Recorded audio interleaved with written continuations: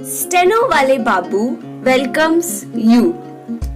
Shorthand dictations in male and female voice from all sources like magazines, speeches, and editorials at various speeds up to 120 WPM for various departments like SSC, DSSSB, CRPF, Delhi Police, etc. Please like, share and subscribe the channel. Thank you.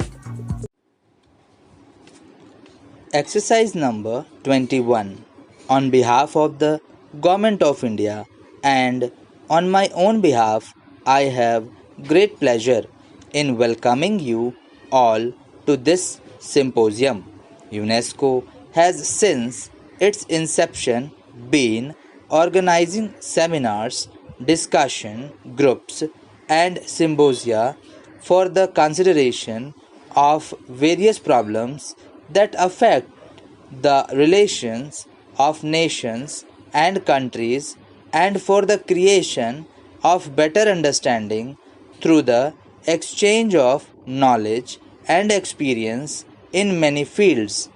This symposium is concerned with an even more fundamental issue.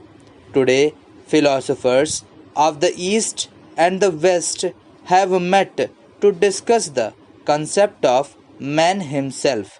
Who can deny that this issue is the basic one of the modern age, and on its satisfactory solution depends the future of man.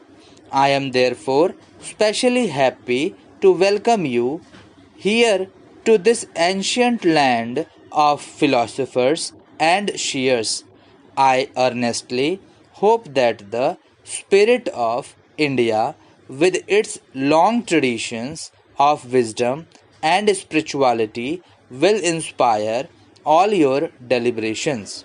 In the last 6,000 years or more, the human being has traveled over a vast region from his early beginnings in primitive society.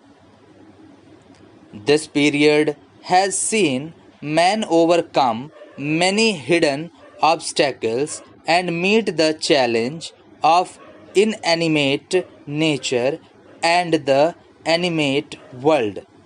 In spite of all the vicissitudes which man has had to face during this period, there has, on the whole, been continuous and steady progress in wresting from nature some of her greatest secrets.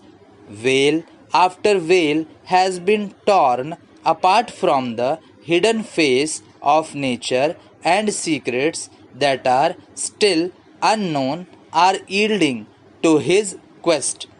While man's triumphant progress is unveiling the face of nature has been steady and continuous, can we say with equal confidence that he has succeeded in unveiling the lineament of his own self?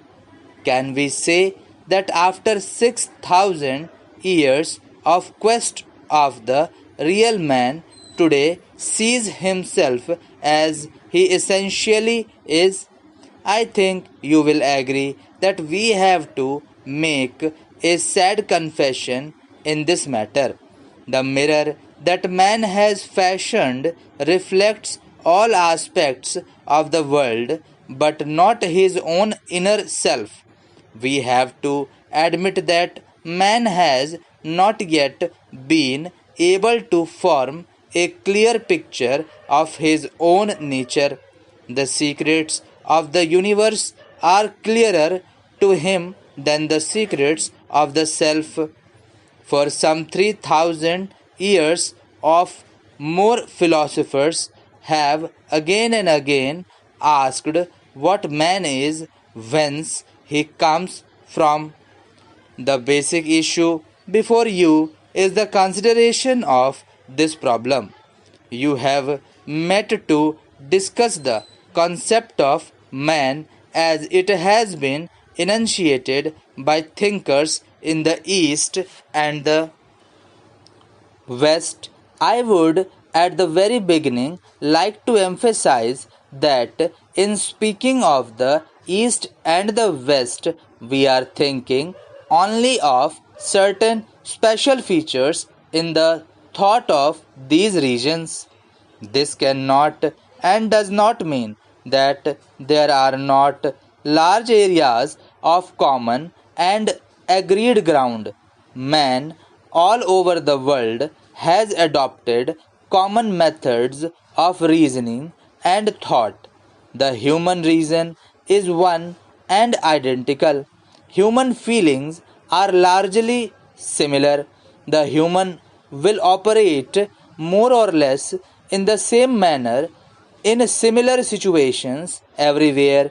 It is therefore natural that the human way of looking at himself and the world is largely common in different parts of the world. Their attitudes towards the unknown mysteries of existence are also largely similar. The Greeks, who looked with admiration and awe upon the peaks of Olympus, shared the same feelings as the Indian who meditated in the valleys of Himalayas and looked upon its eternal snow. In spite of large areas of agreement, human minds in different regions of the world have adopted a different approach to some of their common problems. Even where the approach has not been different, there has been a tendency to place a different emphasis on the different aspects of common problems and common solutions. No two situations are exactly alike. It was inevitable that people in different regions should pay greater attention to different aspects of common problems. It is on account of such differences in emphasis that we describe a particular mode of thought as characteristic of a particular nation or region. It is from this point of view that I will try to formulate that what are the differences that characterize the East from the West. I think you will all agree that even where the solutions are similar in pattern and outline, there are differences in shade and color which justify us in calling some of the solutions Easterns and other Westerns. There are, as I have said, many points in common between the views of philosophers in the East and the West, but there is one distinction in emphasis between India, Greece, and China which strikes us from the very beginning of recorded history. In India, the emphasis of philosophy has, on the whole, been on the inner experience of man. Philosophers here have sought to understand man's inner nature and in this pursuit have gone beyond the reasons of sense, intellect, and even reason. Thank you.